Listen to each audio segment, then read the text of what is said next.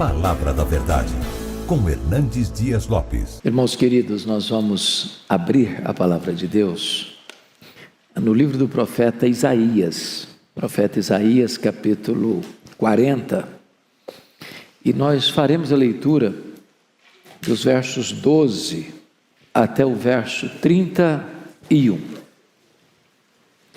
Profeta Isaías 40, versos 12 a 31.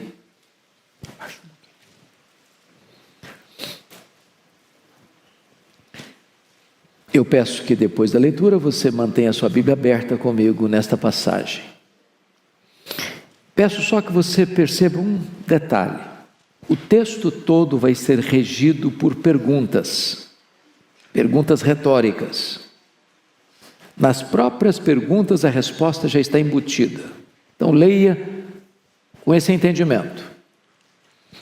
Ele está tratando da majestade de Deus e ele diz assim: quem na concha de sua mão mediu as águas e tomou a medida dos céus a palmos? Quem recolheu na terça parte de um éfa o pó da terra e pesou os montes em romana e os outeiros em balança de precisão? Quem guiou o Espírito do Senhor? Ou como seu conselheiro o ensinou? Com quem tomou ele conselho para que lhe desse compreensão? Quem o instruiu na vereda do juízo e lhe ensinou sabedoria e lhe mostrou o caminho de entendimento? Eis que as nações são consideradas por ele como um pingo que cai de um balde, ou como um grão de pó na balança. As ilhas são como o pó fino que se levanta. Nem todo o Líbano basta para queimar, nem os seus animais para um holocausto. Todas as nações são perante ele como coisa que não é nada. Ele as considera menos do que nada, como um vácuo. Com quem comparareis a Deus? Ou que coisa semelhante confrontareis com ele? O artífice funde a imagem e o ourives cobre de ouro e cadeias de prata forja para ela. O sacerdote idólatra escolhe madeira que não se corrompe e busca um artífice perito para assentar uma imagem esculpida que não oscile. Acaso não sabeis? Porventura não ouvis? Não vos tem sido anunciado desde o princípio? Ou não atentastes para os fundamentos da terra? Ele é o que está assentado sobre a redondeza da terra, cujos moradores são como gafanhotos. É ele quem estende os céus como cortina e os desenrola como tenda para neles habitar. É ele quem reduz a nada os príncipes e torna em nulidade os juízes da terra. Mal foram plantados e semeados, mal se arraigou na terra o seu tronco, já se secam, quando um sopro passa por eles e uma tempestade os leva como palha. A quem, pois, me comparareis, para que eu lhe seja igual, diz o santo? Levantai ao alto os olhos e vede. Quem criou essas coisas? Aquele que faz sair o seu exército de estrelas, todas bem contadas, as quais ele chama pelo nome, por ser ele grande em força e forte em poder, nenhuma só vem a faltar. Por que dizes, pois, ó Jacó, e falas, ó Israel, o meu caminho está encoberto ao Senhor, e o meu direito passa despercebido ao meu Deus? Não sabes? Não ouviste? Que o eterno Deus, o Senhor, o Criador dos fins da terra, nem se cansa, nem se fatiga? Não se pode esquadrinhar o seu entendimento. Faz forte ao cansado e multiplica as forças ao que não tem nenhum vigor. Os jovens se cansam e se fatigam, e os moços de exaustos caem. Mas os que esperam no Senhor renovam as suas forças, sobem com asas como águias, correm e não se cansam, caminham e não se fatigam. Amém. Aleluia. Irmãos amados, eu gostaria hoje de pensar com vocês como nós poderemos ter a nossa força renovada, a nossa esperança revitalizada, a nossa alegria remoçada. O profeta Isaías, ele está tratando aqui da majestade de Deus, da grandeza de Deus, da soberania de Deus. E eu não encontro nenhuma razão mais eloquente do que esta para termos uma igreja viva e uma igreja forte. A Bíblia diz que o povo que conhece a Deus é um povo forte e um povo ativo. A W. Tozer, que foi talvez um dos mais importantes escritores do século passado, ele diz que o maior problema da igreja, e ele está falando da igreja do século passado, e nós falamos da igreja de hoje, é que muitas vezes nós passamos a maior parte do tempo olhando para o nosso próprio umbigo, tomando o nosso próprio pulso. Se nós conhecermos a Deus, prosseguirmos em conhecer a Deus, isso é a própria essência da vida eterna. Foi Jesus quem disse: a vida eterna é esta, é conhecer a Deus e conhecer a Jesus Cristo, a quem tu enviaste. Mas quem é o nosso Deus? Quão grande é o nosso Deus? Quão poderoso é o nosso Deus? Quão digno de confiança é o nosso Deus? Quão digno de honra e glória é o nosso Deus? Pois bem, no texto que nós acabamos de ler, ele vai mostrar para nós a grandeza desse Deus. Primeiramente, notem comigo, em relação à própria criação que existe. Notem, por favor, o versículo 12, o que está escrito: quem na concha da sua mão mediu as águas e tomou a medida dos céus a palmos? Quem recolheu na terça parte de um éfa o pó da terra e pesou os montes em romana e os outeiros em balança de precisão? Ele está usando uma linguagem poética, mas ele está usando uma figura para nós incompreensível. Vejam vocês, mediu as águas na concha da sua mão? Se você pensar no Pacífico, no Atlântico, no Índico, no Mediterrâneo, nos mares, nos rios, pensa o que é isso? Tente esvaziar o Atlântico aí com um baldinho, veja quanto tempo você vai levar. É incompreensível para nós entender que ele tomou a medida dos céus a palmos.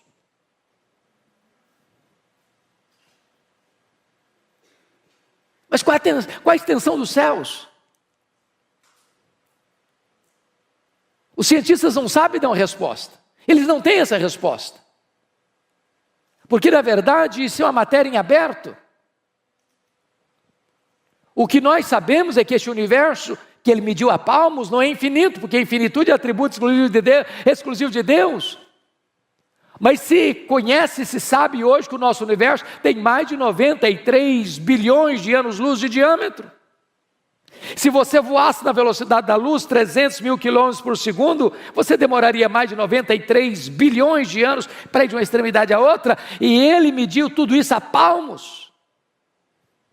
Ele vai dizer que ele recolheu na terça parte de um éfa, não foi num éfa inteiro não. Na terça parte de um éfa, o pó da terra. E pesou os montes em romana e os outeiros em balança de precisão. É incompreensível isso para nós. Mas o profeta está usando essa figura bela, poética, romântica até, para provar para nós uma coisa: o seu Deus é o Deus majestoso. Ele é maior que tudo quanto ele criou. Veja comigo o verso 26. Levantai ao alto os olhos e vede quem criou estas coisas. Aquele que faz sair o seu exército de estrelas, todas bem contadas, as quais ele chama pelo nome, por ser ele grande em força e forte em poder, nenhuma só delas vinha a faltar. É outra coisa espantosa, porque os cientistas dizem que tem mais estrelas no firmamento que todos os grãos de areia de todas as praias e desertos do nosso planeta. Ele não apenas criou todas elas, ele batizou cada uma delas pelo nome. E porque ele é forte em força e grande em poder, quando as chama pelo nome, nenhuma só delas vem a faltar. Este é o seu Deus, majestoso, glorioso, absolutamente digno de honra, de glória e de louvor da sua igreja. Mas em segundo lugar, veja comigo nos versos 13 e 14, que ele vai mostrar a grandeza do seu Deus em relação ao saber, ao conhecimento. Ele diz assim: quem guiou o Espírito do Senhor? Ou como seu conselheiro o ensinou?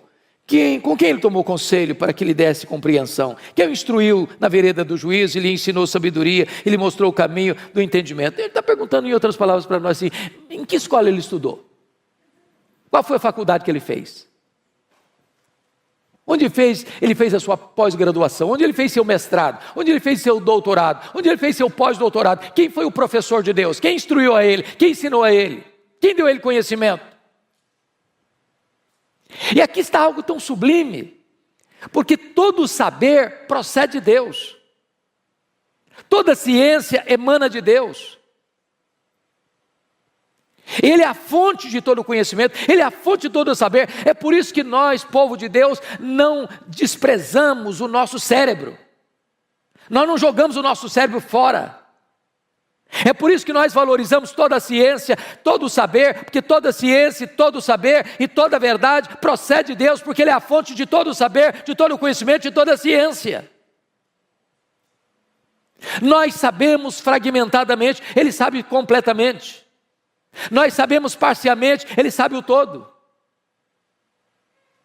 Nós conhecemos em parte, mas então Ele conhece tudo, e haverá um dia em que Ele vai abrir para nós o painel do saber, e nós conheceremos como também somos conhecidos. Esse Deus é digno de honra e de glória. Mas, em terceiro lugar, confira comigo aí os versos 15 a 18, porque vai mostrar a grandeza de Deus, não só em relação à criação, não só em relação ao saber, mas em relação às grandes potências da época, as grandes nações da época. Veja, por favor, versos 15 a 18. Eis que as nações são consideradas por ele como um pingo que cai de um balde, ou como um grão de pó na balança. Olha o verso 17. Todas as nações são perante ele como coisa que não é nada. Ele as considera menos do que nada, como um vácuo. E ele usa uma linguagem aqui tremenda. Porque um pingo que cai de um balde, não dá para refrescar o chão ressequido, nem matar a sua sede. Ele olha para essas grandes potências, pense comigo nas potências do passado, o Egito, a Síria, a Babilônia, Império Medo-Persa, Império Greco-Macedônio, Império Romano. Pensa comigo hoje, Estados Unidos, China, Japão, Alemanha, Reino Unido, França, Europa, os países da África, os países da Ásia, os países da Oceania, os países da América do Norte, Central, do Sul. E ele considera todas essas nações, todas essas potências econômicas e militares como um pingo que cai num balde, como um pó numa balança de precisão. Aliás, ele vai além do seguinte: é como nada, é como menos do que nada, é como um vácuo. Então as nações que se insurgem contra Deus, as nações que blasfemam de Deus, as nações que acham que elas mesmas são a própria divindade, Deus olha essas conspirações todas da terra, diz o Salmo 2, e ri. Porque Ele quem levanta reinos e abate reinos, Ele quem coloca reis no trono e faz esses reis apiarem do trono, e só Ele é Deus, só Ele é o Rei Supremo. Mas o profeta Isaías vai além, e vai mostrar a majestade de Deus, a grandeza de Deus, em quarto lugar, em relação aos ídolos. Confira comigo os versos 19 a 21. O artífice funde a imagem, o ourives a cobre de ouro e cadeias de prata forja para ela. O sacerdote idólatra escolhe madeira que não se corrompe, busca um artífice perito para assentar uma imagem esculpida que não oscile. Acaso não sabeis? Porventura não ouvis, não vos tem sido anunciado desde o princípio, ou não atentastes para os fundamentos da terra? Ele está agora comparando Deus, o nosso Deus, o único Deus vivo e verdadeiro, com os ídolos dos povos. Quando Deus tirou o seu povo de Israel do Egito, por que mandou 10 pragas? Poderia ter sido 2, 3, 4, 5, 6. Por que 10? Porque cada praga daquela desbancava uma divindade do panteão egípcio. Ele está mostrando que só Ele é Deus, que os deuses dos povos são deuses falsos, não são deuses de verdade. Quando você olha o Império Assírio, ele tinha muitos deuses. Quando você olha o Império Babilônio, ele tinha muitos deuses. Quando você olha o Império Medo-Persa, tinha muitos deuses. Quando você olha o Império Grego, tinha um panteão de deuses gregos. Quando você olha o Império Romano, tinha um panteão de deuses romanos. Mas só Deus é Deus. Aquilo que os homens chamam de deuses, aquilo que os homens dizem que esse é o padroeiro, esse é o protetor, essa é a protetora, não protegem eles mesmos. São feitos por mãos humanas, de barro, de gesso, de pedra, de pau.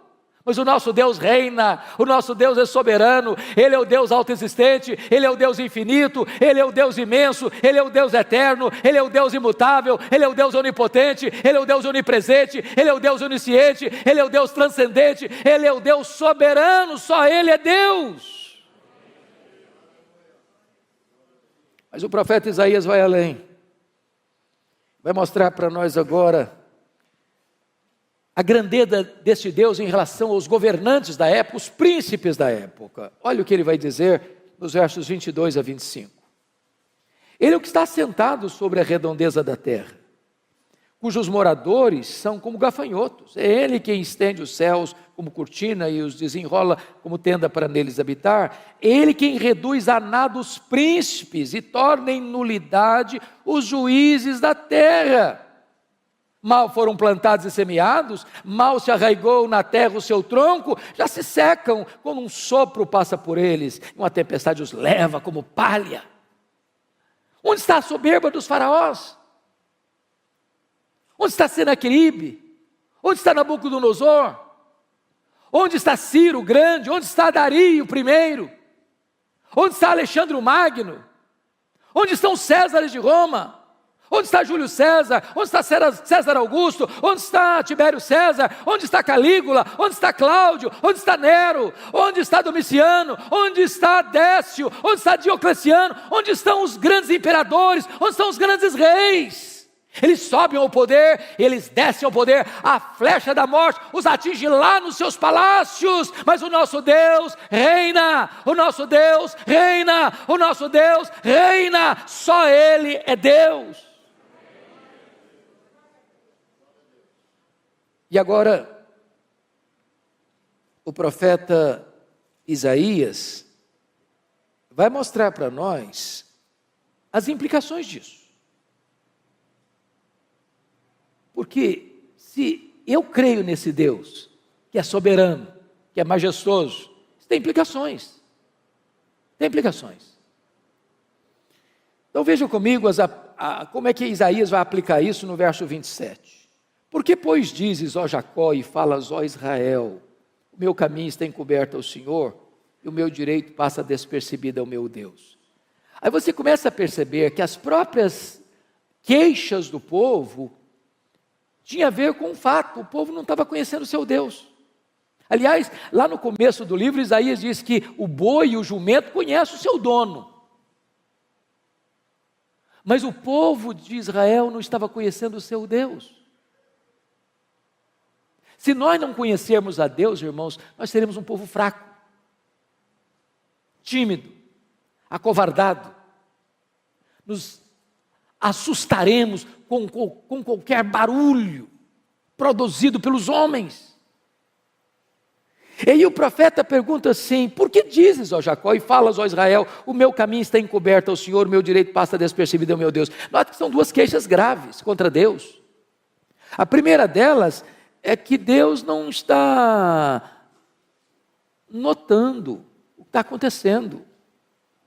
A segunda é que Deus é injusto. Porque se o meu caminho está encoberto ao Senhor, porque não é onisciente. É porque não sabe, é porque não vê, é porque ele é limitado.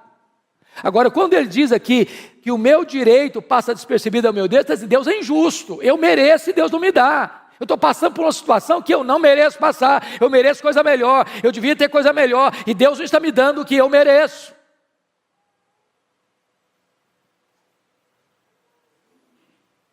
Aí o profeta responde assim, verso 28, não sabeis, não ouviste, ou não sabes, não ouviste, que o eterno Deus, o Senhor, o Criador dos fins da terra, nem se cansa, nem se fatiga, não se pode esquadrinhar o seu entendimento. Então, quer dizer uma coisa para você, Deus não fica lá no céu esfregando as mãos, Deus não é pego de surpresa, Deus não fica em apuros, Deus não está lá sem saber o que fazer com a pandemia, Deus não está lá sem saber o que fazer com os dramas que você está vivendo. Ele é Deus, ele não fica cansado, ele não fica fatigado, ele não fica em apuros, ele não fica contra a parede.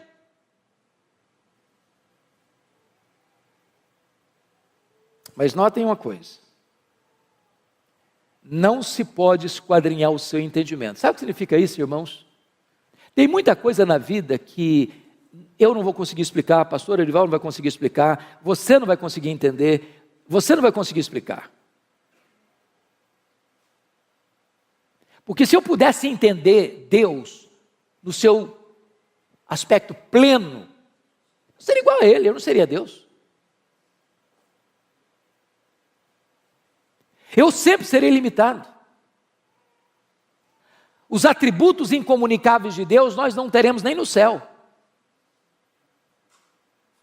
Há coisas que você e eu não vamos entender. Eu fico olhando a história do Jó, por exemplo, que foi golpeado na vida financeira, na saúde, no casamento, nas amizades e com os filhos.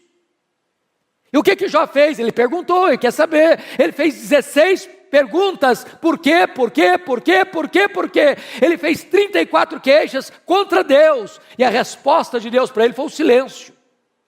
E quando Deus falou, Deus não respondeu nenhuma das 16 perguntas, nenhuma das 34 queixas, ao contrário, Deus fez 70 perguntas para ele. A Bíblia diz que Deus o restaurou, mas Deus não explicou. O que Deus promete para você é restauração, nem sempre explicação. Às vezes você diz assim, pastor, é verdade, eu vou chegar lá no céu com a minha listinha de perguntas, eu vou querer saber muita coisa. Não vai querer nada. Vai querer nada, sabe por quê? O céu é autoexplicativo. Primeiro instante que você chegar no céu, todas as suas dúvidas terão sido dissipadas. Lá não tem interrogações, lá não tem perguntas, lá tem respostas. Lá nós conheceremos como somos conhecidos. A nossa leve e momentânea tribulação aqui produzirá para nós eterno peso de glória, acima de toda comparação. Mas ele prossegue no texto, confira comigo no verso 29, quando ele diz assim, esse Deus faz forte ao cansado e multiplica as forças ao que não tem nenhum vigor. Talvez você está hoje aqui, meu irmão, de tanque vazio. Talvez você está aqui andando na reserva. E eu quero dizer para você que Deus trouxe você aqui nesta noite para dar uma B12 na sua veia espiritual. Deus trouxe você aqui hoje para dizer o seguinte, olha meu irmão, você não precisa andar fraco e abatido não, você pode ser fortalecido, o Deus Todo-Poderoso é o seu Deus, é o seu Pai, e Ele está aqui hoje para fortalecer você, levantar você. Ele diz no verso 30, confira comigo, os jovens se cansam e se fatigam, e os moços exaustos caem. O que ele está dizendo? Hoje eu assisti o sermão do pastor Ivaldo, às 8 horas, e ele deu uma pincelada nesse assunto aqui. Se você confiar, jovem, na sua força, o jovem tem vigor, ele é forte, ele enfrenta a luta e vai para frente, vai para cima, ele tem força, ele tem vigor. Mas isso é limitado, sabia? Tem muito jovem cansado. Tem muito jovem arquejado. Tem muito jovem fatigado. E é Deus. E só Deus pode multiplicar suas forças. Renovar seu ânimo. Dar esperança para você. Por isso o texto no verso 31 diz algo sublime. mas os que esperam no Senhor. Renova as suas forças. Não é o forte na sua força, não é o sábio na sua sabedoria, não é o rico na sua riqueza, é os que esperam no Senhor. Não é o trabalho que você tem, não é a empresa que você dirige, não são os negócios que você tem, não é a tradição da sua família, não é os diplomas que você granjeou nos seus estudos acadêmicos, é os que esperam no Senhor. E aí ele faz uma comparação interessante. Os que esperam no Senhor renovam as suas forças, sobem com asas como águias, correm e não se cansam, caminham e não se fatigam. E eu fico sempre curioso quando leio isso aqui, porque eu li alguns livros de oratória, alguns livros de retórica, e quase todas as obras que eu li, se não todas, nesta área, diz que um discurso precisa terminar lá em cima e não lá embaixo. E se você e eu fôssemos o escritor desse versículo aqui, talvez seguindo as leis da retórica, da oratória, nós mudaríamos os verbos. Nós leríamos assim: os que esperam no Senhor caminham e não se fatigam, os que esperam no Senhor correm e não se cansam, os que esperam no Senhor sobem com asas como águia. Não é assim? Corre, anda, corre e voa. Só que o profeta bota não em grau ascendente, mas em grau descendente. Por quê? Muito provavelmente, porque as nossas forças são drenadas, desidratadas. Não é nas poucas vezes que nós voamos, nem nas algumas vezes que nós corremos. Tem muita gente que não consegue correr mais, o joelho não deixa. Me too. Mas às vezes a gente fica estressado, cansado, esgotado. É na dinâmica da vida, do andar. É a rotina da vida. Levar filho para a escola, pegar filho da escola, levantar cedo e ir para o trabalho, voltar do trabalho para casa.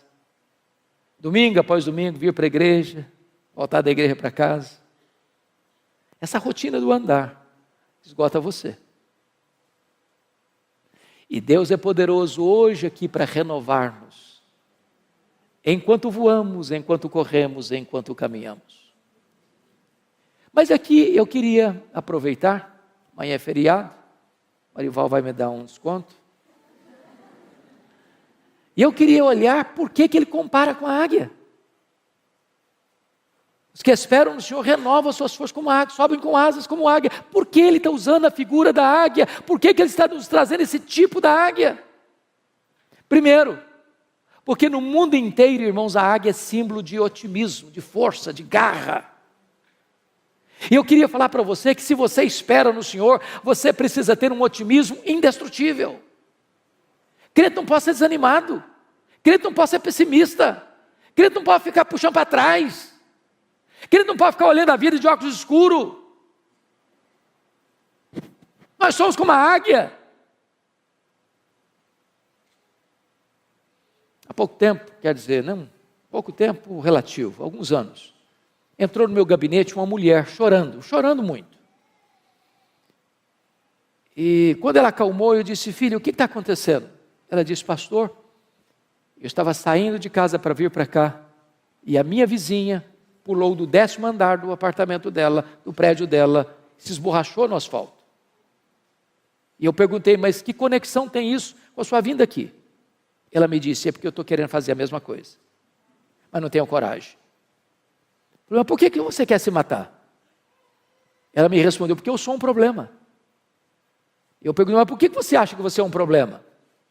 Porque o meu pai sempre me disse que eu era um problema. Aí eu saí de casa para me casar com o primeiro pretendente. Falei: o que aconteceu? Meu marido dizia as mesmas palavras do meu pai: você é um problema. Pastor, eu sou um problema. Falei: mas o que você fez? Falei: eu me divorciei dele, me casei de novo. Falei: o que aconteceu? O segundo marido dizia que eu era um problema. Falei: e daí? Falei: eu me divorciei dele, casei a terceira vez. Falei: o que está acontecendo? O meu terceiro marido me disse que eu sou um problema. Pastor, eu sou um problema, eu não mereço mais viver, eu não posso mais viver, eu quero me matar. Eu senti compaixão por aquela mulher e disse para ela 3 coisas. Ela é uma mulher cristã, membro de uma igreja evangélica. Eu disse: filha, 3 coisas eu preciso lhe dizer. Primeiro, você não é o que as pessoas dizem que você é. Segundo, você não é o que você pensa que você é.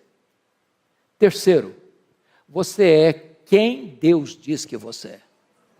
Quem você é? Você foi criado à imagem e semelhança de Deus. Você é amada por Deus. Deus amou você e deu o seu filho para morrer em seu lugar. Você é a menina dos olhos de Deus. Nunca olhe para você e despreze você, que quando você despreza o projeto, você está desprezando o projetista. Valorize, porque você tem valor em Cristo. Em Cristo você é precioso, você é preciosa. Então lute pela sua vida, em vez de desistir dela. Mas ainda, irmãos, em segundo lugar, se nós somos como a águia, isso nos ensina uma segunda lição, o princípio da piedade progressiva. Diz os estudiosos que a águia sempre gosta de voar alto, alto, alto, sempre um pouquinho mais alto. O que significa isso se somos como a águia? Significa que o crente não pode ficar de altos e baixos, de avanços e recuos, em zigue-zagues na vida. Temos que voar alto, viver altaneiramente, pensar nas coisas lá do alto. Nós somos cidadãos dos céus. Aqui nós estamos como peregrinos e forasteiros. Aqui não temos casa permanente. Aqui não está o nosso lar permanente. Aqui não está a nossa pátria permanente. Nós somos testemunhas aqui, mas estamos a caminho da glória. Há uma outra ave que não consegue voar bem, sabia? Os voos são curtos, são baixos e desastrosos. É o pelicano. Mas sabe por que o pelicano não sabe voar alto, não consegue voar alto? É porque tem um papo muito grande. Sabe por que alguns crentes não conseguem voar alto? Tem um papo muito grande. Gente ensimesmada, gente narcisista, gente egoísta, gente que se sente um gigante quando não passa de um pigmeu. Mas a águia nos ensina uma outra coisa impressionante, é o princípio da dependência de Deus, total. Se você já viu uma fotografia, ou já viu uma águia de perto, ou uma fotografia bem feita, ou um desenho bem feito, você vai perceber que a águia tem as asas enormes, aparentemente desproporcionais ao tamanho do corpo. E por quê? Certamente não foi um cochilo do Criador, não foi um erro anatômico de Deus. A águia tem as asas tão grandes, sabe por quê? Porque ela faz voos muito altos e muito longos. Então a águia não fica ruflando as suas asas como um beija-flor. Ela chega lá nas alturas, aplana as asas e deixa que o vento a carregue. Se nós quisermos vitória na nossa vida espiritual, não é na força do braço, não é na força do nosso conhecimento, não é na autoconfiança. A Bíblia diz: não é por força, não é por poder, é pelo meu Espírito, diz o Senhor dos Exércitos. A Bíblia nos fala da plenitude do Espírito Santo. Nós temos que ser levados pelo vento do Espírito, para termos uma vida sublime, altaneira, para a glória de Deus. Mas, amados irmãos, os estudiosos foram olhar a águia e descobriram uma coisa aqui impressionante. A águia tem a capacidade lá nas alturas, a 1000 metros, olhar lá embaixo e ter clareza do alvo. E ela faz um voo como uma flecha para atingir o seu alvo. Quando foram pesquisar sobre isso, descobriram que nós temos na nossa retina um dispositivo chamado de fóvea, que nos dá a capacidade de olhar um quadro geral e nos concentrar num quadro específico. como se eu estivesse olhando para o Arival, pastor Arival, mas não perdendo de vista o auditório. A capacidade que eu tenho de tirar um close do rosto dele sem perder vocês, é que eu tenho na minha retina esse dispositivo chamado fóvea. A águia, os estudiosos descobriram, ela tem 3 fóveas. Ela ao mesmo tempo consegue enxergar um alvo acima, na frente e embaixo. Mas se nós somos com a águia, o que significa isso? Nós temos que ter visão para cima, para o alto, para Deus. Tem gente, irmãos, que é cientista, pós-doutorado em algumas áreas do saber humano e não enxerga um palmo acima da cabeça. Tem um mínimo de discernimento espiritual. Tem gente que se tornou crente, muita gente se tornou crente e ficou uma pessoa assim alienada. Alienada, ela não tem mais conexão com a história, ela não tem mais conexão com a vida, ela parece que perdeu a capacidade de pensar e de refletir. Nós temos que conhecer a história, nós temos que conhecer o que o homem está pensando, nós temos que conhecer o que está acontecendo aí fora, nós temos que olhar para frente e discernir o nosso tempo, nós temos que ser como os filhos de Issacar, especialistas no tempo em que vivemos, para não sermos massa de manobra. Mas nós temos que olhar lá para baixo, irmãos. Eu estou chegando hoje de Guiné-Bissau, estava compartilhando com o pastor a dor do meu coração. A dor do meu coração. Eu estive em 2019 em Angola, já fiquei chocado, mas Guiné-Bissau é dezenas e dezenas de vezes uma situação mais crítica do que Angola. A pobreza generalizada. A expectativa da população é ter um prato de comida por dia. Quando a pessoa melhora a sua condição de vida, ela consegue cobrir a casinha dela de zinco, que faz barulho demais quando chove, e é quente demais, e é um país muito quente. Não tem emprego, não tem dinheiro. Estava retornando, conversando com a médica que estava lá, prestando serviço de caridade, e ela disse que o único hospital, as camas estão podres e não tem o mínimo de remédio, mas o mínimo, o básico do básico. Mulheres, crianças e velhos com a bacia na cabeça, vendendo um pouquinho de pepino, ou de cebola, ou de batata, para conseguir um pouquinho de comida naquele dia. E nós precisamos olhar para baixo. E termos misericórdia, não só de sentimento, mas de ação, de fazer alguma coisa. Quando tantas vezes você reclama da casa que mora, do carro que anda, da comida que tem na mesa.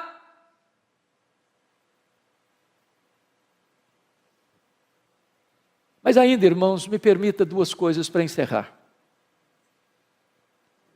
Lá no Salmo 103, versículo 5, a Bíblia diz que Deus renova a nossa mocidade como a da águia. Isso é impressionante para mim. Porque se Deus renova a minha mocidade como Deus renova a mocidade da águia, eu tenho que saber como é que Deus renova a mocidade da águia. E a águia tem uma capacidade de superação incrível.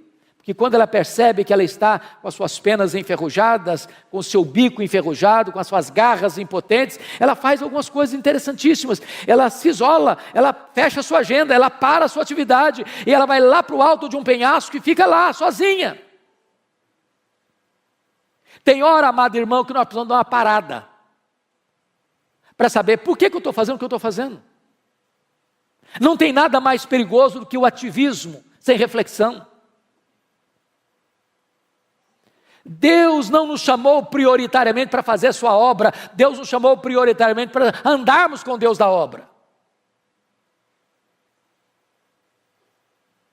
Tem hora que é preciso fazer um retiro, não na direção de uma coletividade, mas da solidão, talvez da solidão do seu quarto.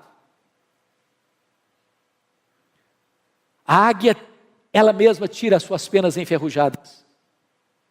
Talvez é hora de você tirar algumas penas enferrujadas. O pastor já explicou dos pecados. Alguns pecados, alguns hábitos, alguns vícios, algumas manias, algumas idiosincrasias. Que se grudaram, que viraram hábito, que viraram vício. Que é preciso tirar. Vai doer, vai sangrar, mas enfrente isso se você quer ser restaurado por Deus. A águia amola o bico na pedra para tirar aquela ferrugem. Irmãos amados, se nós queremos restauração de Deus, nós precisamos afiar o bico, sabia? Tem muito crente entrando em brigas feias, nos bastidores da internet. Brigas horríveis, falam mal uns dos outros, criando contenda uns com os outros.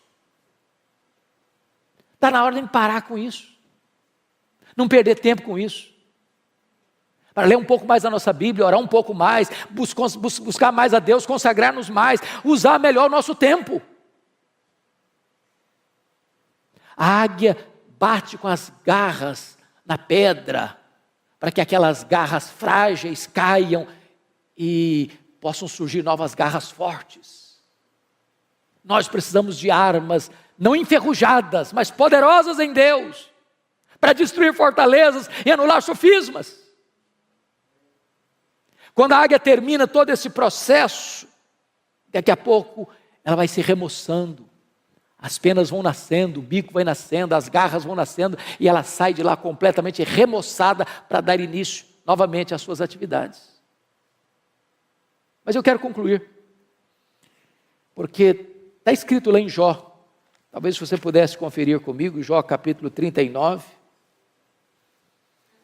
e esse é um dos textos mais incríveis da Bíblia, versículo 27 e 28, está escrito assim, Jó 39, 27 e 28. Ou é pelo teu mandado que se remonta a águia e faz alto o seu ninho, habita no penhasco, onde faz a sua morada, sobre o cume do penhasco, em lugar seguro. Olha que lição, se nós somos como a águia. A águia coloca o ninho dos seus filhos no alto dos penhascos, longe dos predadores. Meus irmãos, se existe uma geração que tem predador de criança, é a nossa geração.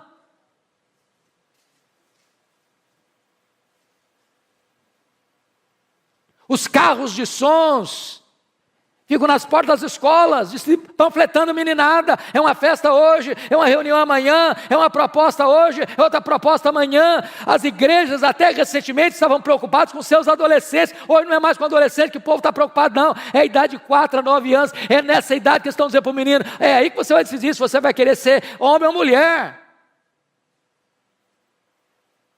Estão querendo destruir a nossa geração de crianças. E nós, pais, precisamos colocar o ninho dos nossos filhos no lugar alto, longe dos predadores.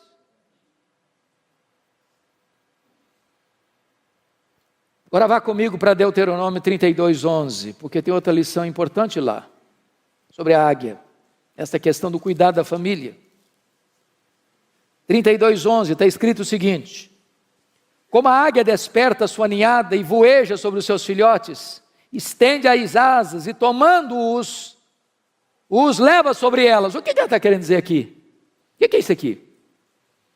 Quando os filhotes da águia, lá no alto dos penhascos, está na hora de sair do ninho, está na hora de começar a vida, o que ela faz? Ela vai lá em cima e começa a voar em cima do ninho. Sabe o que ela está dizendo para os filhotes?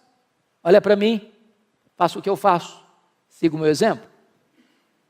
Nós ensinamos mais os nossos filhos com exemplo do que com palavras, porque os nossos filhos nos veem mais do que nos escutam.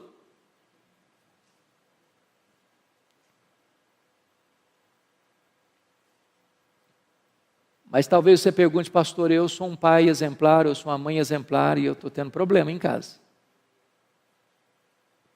Eu admito isso. Às vezes a gente tem que pegar mais leve com alguns pais. Porque eu vejo um Samuel tendo filhos complicados. Eu vejo um Davi tendo filhos complicados. Eu vejo um rei Ezequias tendo um filho muito complicado. Mas o que a águia faz quando os filhos não querem seguir o exemplo? Ela vai lá no ninho, tira o capim macio, deixa só os espetos. Tem hora que a única linguagem que os filhos vão entender é a linguagem da disciplina. Por favor, não entenda que eu estou falando de espancar filho, de agredir filho. de achatar a autoestima do filho, não é isso que eu estou falando. Mas todo filho, toda filha precisa de disciplina. Disciplina é um ato responsável de amor. Todo filho, toda filha precisa de limites. Que horas vai sair? Aonde vai? Com quem vai? O que vai fazer? Que hora volta? Filhos sem limites vão ser o desgosto dos pais. Mas alguém pergunta, pastor, e se os filhos nem a disciplina aceitam e se recusam a ser corrigidos? O que se faz? A águia toma uma atitude radical. Ela arranca o filho do ninho e joga no espaço. Filhote que nunca voou, não sabe voar, vai dando cambalhotas. E ela deixa, até fazer o que ela faz aqui. Estende as asas, tomando-os, os leva sobre ela. E ela faz isso uma, faz isso duas, faz isso 5, faz isso 10 vezes, até que o filhote aprende a voar sozinho. A lei da águia é esta: meu filho precisa ser meu discípulo. Eu não desisto dos meus filhos. Eu não abro mão dos meus filhos. Aqui está um princípio espiritual. Não abra mão dos seus filhos. Não desista de seus filhos. Você não gerou filho para a morte, você não gerou filho para o cativeiro, você não gerou filho para povoar o inferno. Seus filhos são herança de Deus. Lute por eles, chore por eles, ore por eles, jejue por eles, não desista deles. Mas eu encerro aqui, contando para vocês um fato que marcou minha vida, quando li essa história, há muitos anos. Aconteceu no Rio de Janeiro.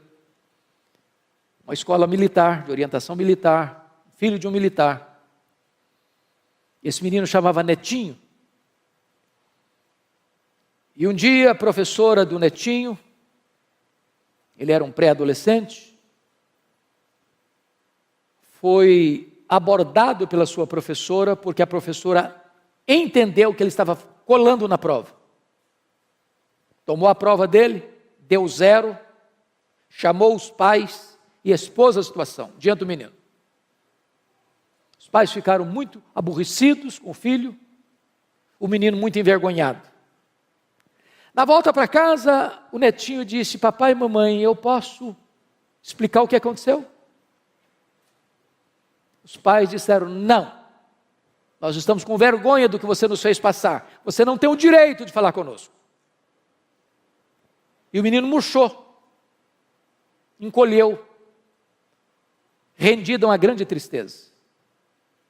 Passou uma semana: papai e mamãe, posso falar com vocês? Não, você não tem o direito de falar conosco. E o menino se entregou a uma profunda tristeza.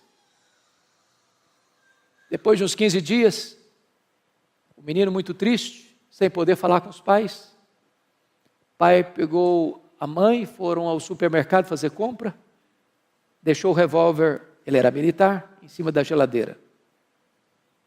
Netinho pegou um papel, pegou uma caneta, começou a escrever uma carta. Diz: papai e mamãe, me perdoem, mas eu não suportei a dor de não poder olhar nos olhos de vocês e falar com vocês. Falar que eu fui inocente. A minha professora se equivocou. Mas eu não tive o direito de me defender, nem mesmo com vocês. Eu não aguentei essa dor, me perdoem. Pegou o revólver do pai, deu um tiro na cabeça. Quando os pais chegaram, Netinho estava caído numa poça de sangue, com o revólver de um lado, a carta do outro. E aquilo mexeu com a nação brasileira, trazendo um alerta para nós. Nossos filhos não são perfeitos, como nós não somos perfeitos. Se eles errarem, precisamos perdoá-los. Nós temos que ter comunicação aberta com os nossos filhos, para ouvi-los, e ajudá-los, e a encorajá-los, e a soerguê-los, e a dar a eles a oportunidade de botar o pé na estrada e continuar caminhando para a glória de Deus.